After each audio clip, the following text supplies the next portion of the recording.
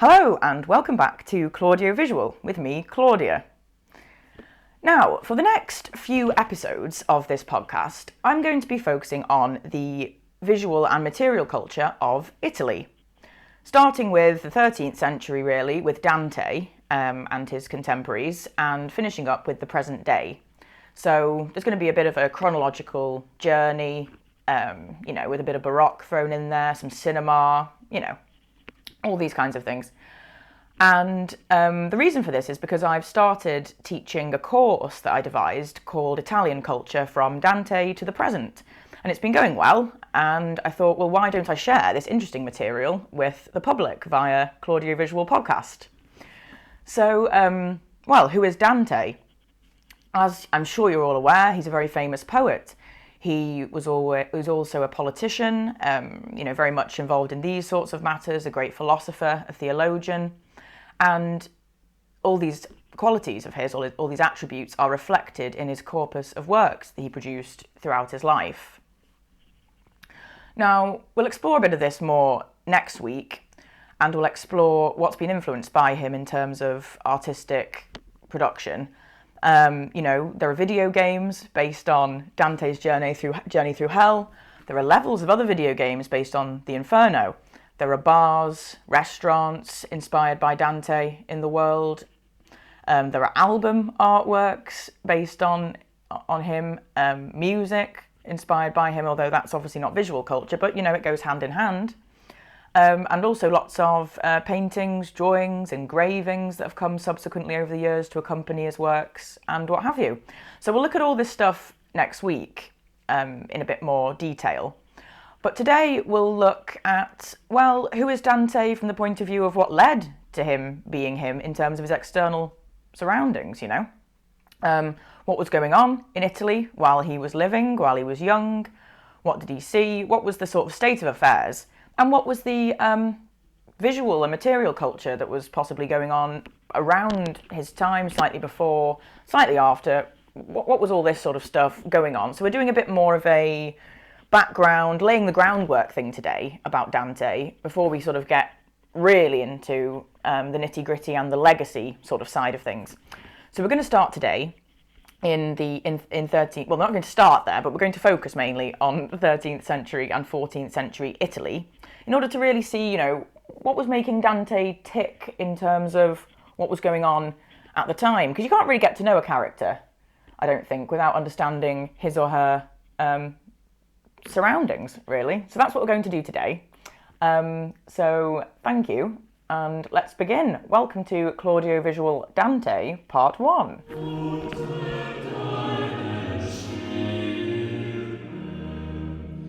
So if we think about 13th century Europe in general, it was still expanding, really. It was an exciting age for Europe in that century, the century in which Dante was born. And, for example, Reconquista Spain, Spain that was reclaiming land from Islamic rule, as well as the Eastern Mediterranean, were still engaging in holy war. It was, when was it, 1204 was the sack of Constantinople, the great culmination of the Fourth Crusade. And as well as holy war, there was also a lot of peaceful exchange. So via these two means, one obviously quite brutal and the other something you'd probably prefer to be happening between cultures, but whatever. So these circumstances brought a lot of reliquaries and jewels and what have you into Europe, and these artifacts brought from Eastern cultures had a great influence on European visual culture. So here's an example of a reliquary which was brought over, a reliquary being somewhere to house the relics of saints. So that might be a saint's hand or his or her head, if the person had been decapitated or the head had been removed or what have you. You can have a finger encased in these, and they tend to be, boxes or cases. They can be extremely ostentatious, actually, and luxurious as well. So we'll have a little look at a 13th century version there. Really nice stuff, actually, albeit I suppose for our sensibilities, perhaps in the modern day, a bit gruesome to have, the finger of somebody long gone turning to dust within a jewelled case. But there we are. So what else was going on in 13th century Europe? Trade was paving the way for scholars to translate Greek and Arabic texts. So those might be philosophical texts or cosmographic texts. Things regarding astrological themes, all these kinds of things were being translated. So we were having a lot more scholarship that was coming over from the East and being disseminated. What else was going on in 13th century Europe? The landscape was created, which is still visible today, in terms of farming, a lot of wasteland, a lot of land that wasn't being used for anything at all was suddenly being cultivated and lived in, and, people had more disposable income, lower echelons of society. Aristocracy of manual labour was starting to take hold really within these spheres. So artistic workshops were being established in big cities. Another interesting aspect of 13th century Europe in terms of the spiritual and the religious, which really had hold of everybody, was the fact that the Italian bishop who was from Genoa, called Jacobus de Voragine, published the medieval bestseller, The Golden Legend, the Legenda Aurea, which is a huge compendium of a lot of saints' lives, really, again including really gruesome deaths, really gruesome martyrdoms, and what have you, and that was really known as a medieval bestseller, The Golden Legend. So that's kind of what was going on in 13th century Europe in general. Let's have a little look at what was going on in Italy. So let's take ourselves to a map of Italy in the year 10,000. So we're not yet in, the 1200s when Dante was living, not yet. Now we're moving to Italy. But as you can see, you've got the Kingdom of Lombardy, Tuscany, Corsica, Sicily. You've got all these places that we can sort of notice existing nowadays, but, in various different guises. The Byzantine Empire is still clinging on there at the bottom, hasn't yet been booted out, pardon the pun. So let's have a look at what started to happen with Italy having looked like that in 1000. So Frederick II, Barbarossa, launched campaigns to regain northern Italy, and he conquered Milan in 1162. So now we're nearing the 13th century. And his grandson, Frederick II, who features in Dante's Inferno, as we'll see, he died in 1250, and he proceeded to try to unify Italy from Sicily. So he was the Holy Roman Emperor. And as we can see from this map here, this is all of the Holy Roman Empire that Frederick II possessed, all that orange area there. And then we've just got the Papal States there as a little band of yellow in the middle, which he wasn't controlling. And Frederick II, Holy Roman Emperor of the Holy Roman Empire that we can see in orange there, engulfing all of Sicily apart from the Papal States, he was clashing with the popes, Gregory IX, Innocent IV, because they were determined to continue establishing and building the Papal States. As we can see there, a massive orange controlled by Frederick II from his base in Sicily, and then with a strip of yellow controlled by the papacy a bit more, or at least they were the Papal States. So we can see already that looks like it's a bit of a recipe for conflict, a recipe for contention. It doesn't look the most, the most stable of situations at all. Here's another nice map, nice territorial map here. So we can see, in orange, Holy Roman Empire and the Kingdom of the Two Sicilies at the bottom. This is just a very similar map to the one we just saw. It's just that we've got places named on it. So the Kingdom of the Two Sicilies, obviously part of the Holy Roman Empire, owned by, controlled by Frederick II. And then we've just got the strip of the Papal States there. And we can see named Milan, Genoa, Pisa, Bologna, Florence, because at this time, all these cities, no matter whether they were, within the Papal States or in the Holy Roman Empire, they were all independent city-states. So we're now in 1200 AD with this map, so we can see a difference between 10,000 and 1200. So we're now getting into the century in which Dante is about to be born. So we can see that, as I've said, there's a bit of a struggle here. We've got the Papal States, this strip of yellow in the middle there, surrounded by what's, Holy Roman Empire. So what does Dante have to say about Frederick II in the Inferno? Now, the Emperor Frederick II is mentioned by him, and he's put into the sixth circle of hell, actually. And if any of you are familiar with this, and we'll go into this, of course, in the next episode, this is putting Frederick II amongst the heretics. And as we can see in this nice engraving from Gustave Doré, who's illustrated the entire Inferno, and actually the entire comedy, the entire Divine Comedy, with absolutely beautiful engravings, and we'll come to more of them, we can see here that there's a chap rising out of a fiery tomb. And this man is called Farinata degli Uberti, and we'll come to him again in a second. And he's rising out of the tomb to talk to Dante in the Circle of Heretics in Canto 10. And he says, "He said, with more than 1,000 here I lie, within here is the second Frederick." So this Farinata degli Uberti is telling Dante that Holy Roman Emperor, Frederick II, is also trapped in this sphere of hell, with him burning in a fiery tomb. And Dante seems to put him in the Circle of Heretics, not necessarily because he believes him to be one himself, because Dante actually praises Frederick II quite a bit in others of his works. But it's really the fact that the emperor's opponents, because he wasn't very popular with a lot of people, and his enemies like to accuse him of being a heretic, really. So Dante's sort of going with the general consensus, probably in Florence and what have you, from the enemies of Frederick, that he's a heretic. So he's been put in there. Now, because of all this tension that we've just seen geographically in terms of control and power, as all problems seem to be about, that's politics for you, it meant that there was a feud going on throughout a lot of Italy and in a lot of the city-states, places like Bologna, Modena, in Florence itself, Siena, you name it. And this feud was between those who were mainly in support of the papacy and, in contradistinction, those who were mainly in support of the Holy Roman Emperor, Frederick II. And not just, well, at the time it would have been him. And so these are the symbols as well, you can see there, the papal symbol, the symbol of the Holy Roman Emperor, the arms there, the bit of heraldry for you. And so those who were supporting the papacy were called the Guelfi, or the Guelfs, as we'd say in English. And those who were supporting the emperor were called the Ghibellines, the Ghibellini. And the Guelfs and the Ghibellines were at each other's throats.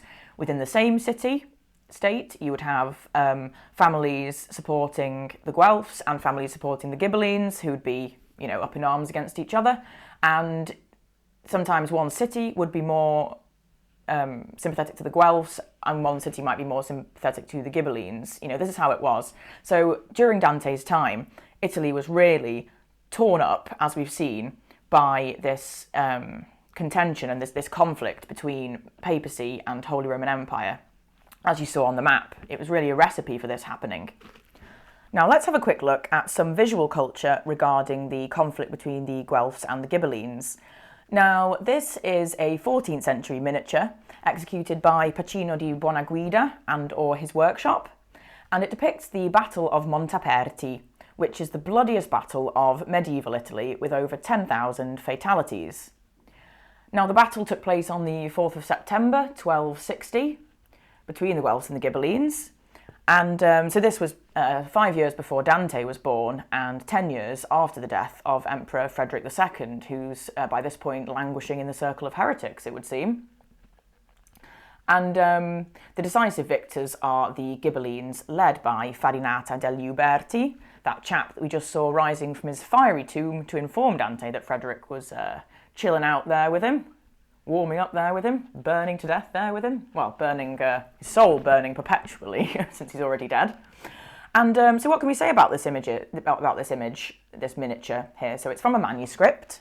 So it's been depicted on treated animal skin, because that's what people were using for paper in those days, obviously.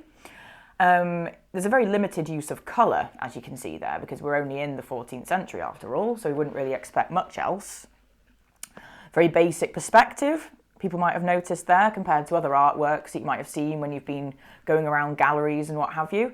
Other paintings tend to from later years tend to really crack perspective in different ways there, so that the image depicted looks a bit more like what you would see in real life, with the eye, whereas this, of course, isn't like that. It's really a configuration of the battle, which uses diagonal lines, as you can see there, and uses diagonals to convey dynamism instead of perspective and other types of movement and other types of trick to convey movement.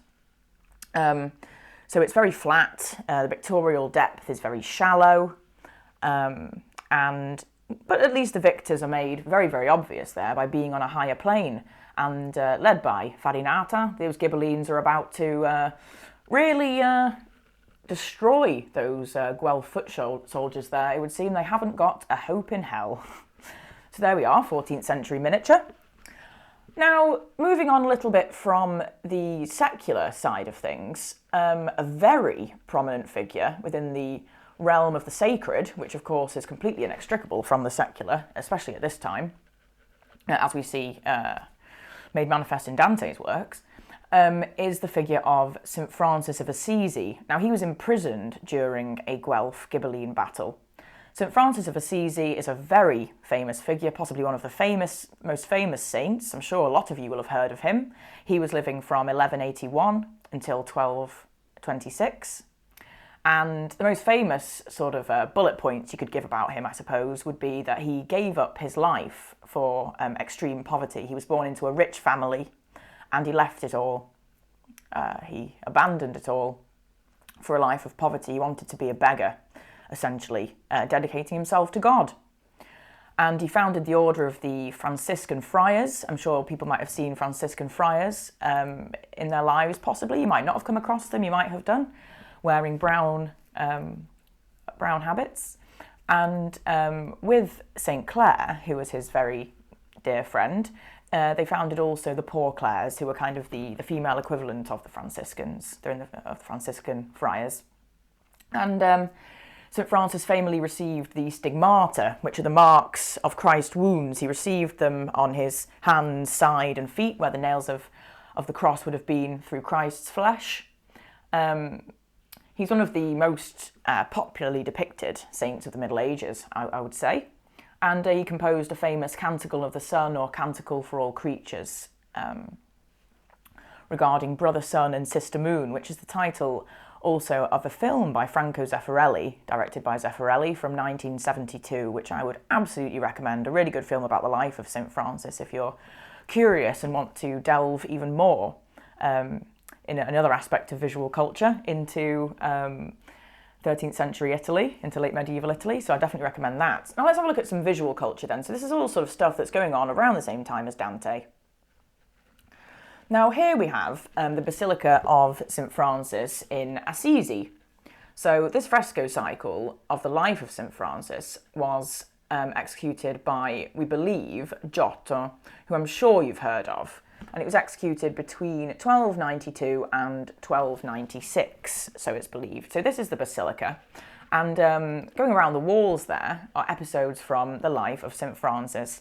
As I say, this is exactly contemporaneous, really, with what we've been discussing, the tensions and conflicts and battles between the Guelphs and the Ghibellines, which led to St. Francis being imprisoned at one point in his life. So how did Giotto and his helpers know what to paint? How did they know the life of St. Francis? Well, there's the Legenda Maior, which is a biography of the saint, written by Bonaventura de Bagnoregio, who was a cardinal and theologian, and as you might have already anticipated, he was a Franciscan.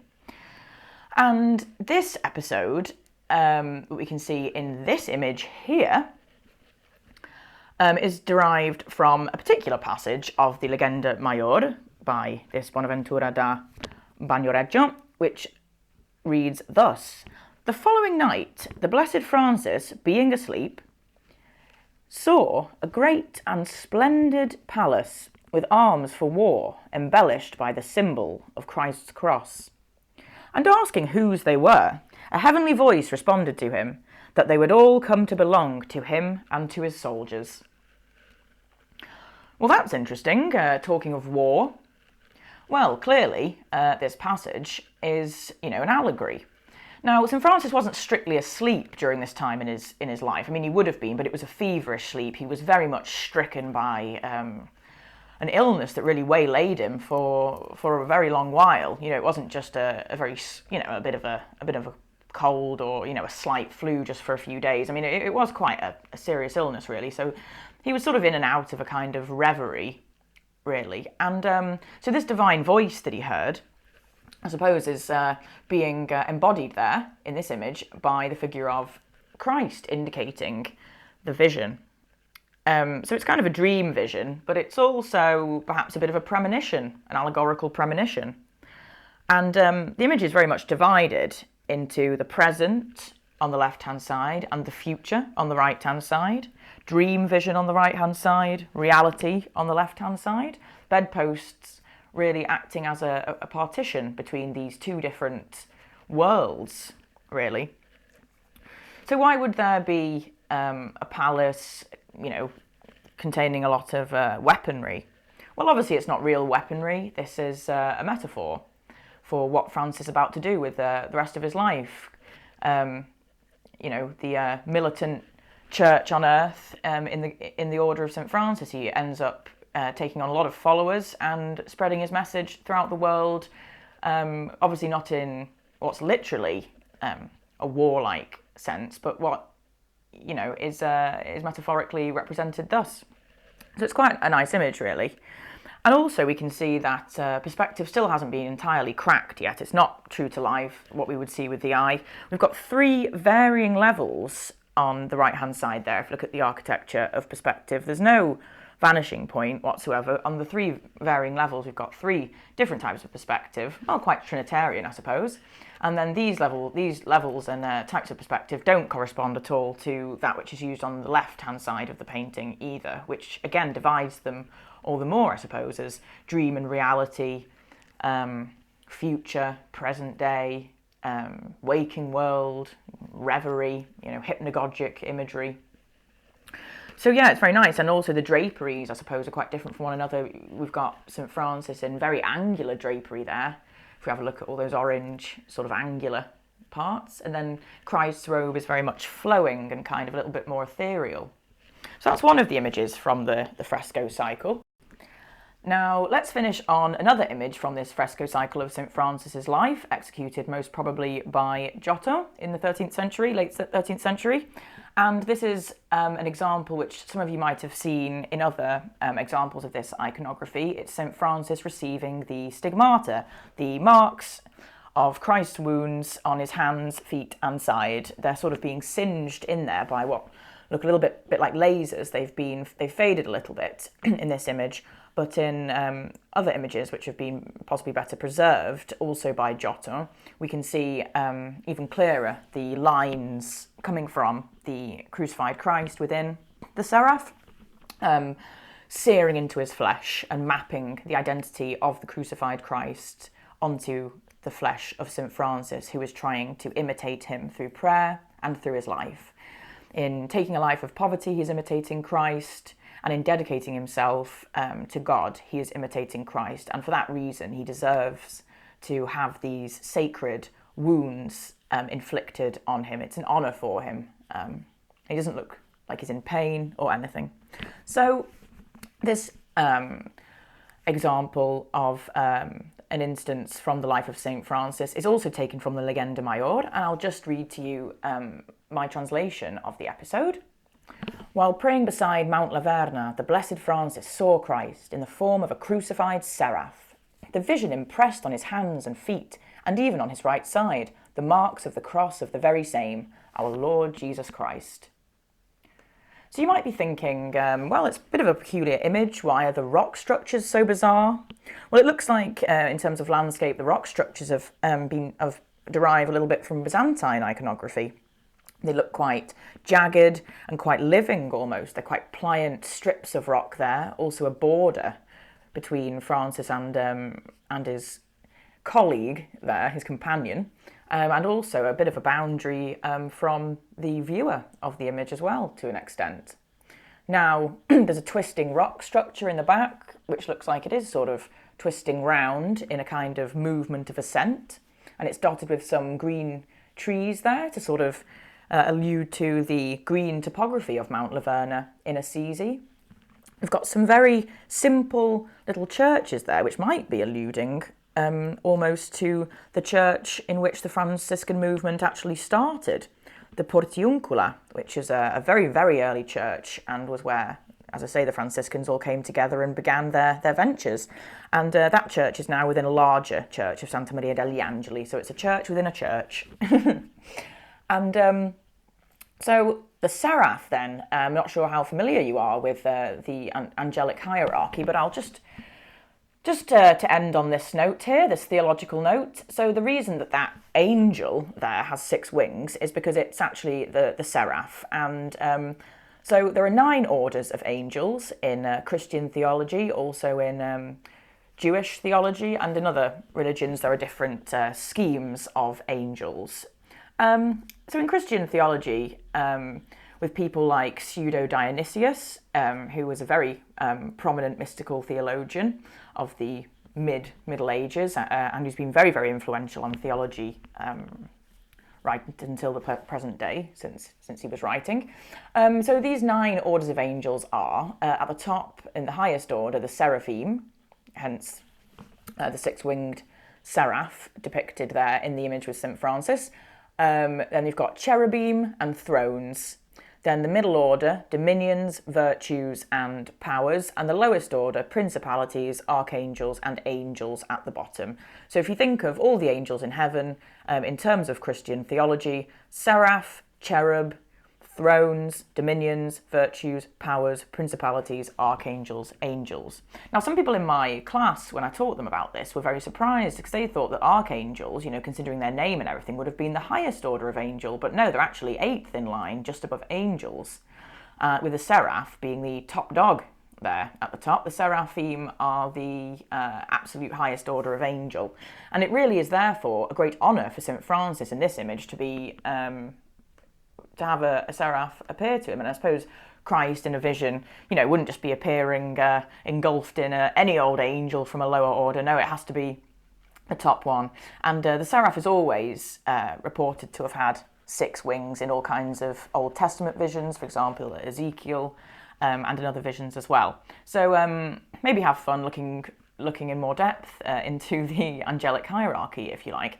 But I think we'll just end there for today. We've had a little look at the state of affairs politically and everything in 13th century Italy. So now we see the turmoil that Dante was living in. He was living in times of great strife, real political upheaval, conflicts between Guelphs and Ghibellines constantly going on, all kinds of different figures being hated and clashing with others. I mean, times never really change, but we've had a little snapshot today of what was going on during Dante's time.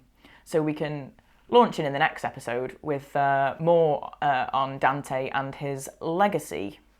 So a bit of Giotto today, just to finish off with. And thank you very much for watching and listening. And I hope you'll join Claudiovisual Dante Part 2 next time. Ciao!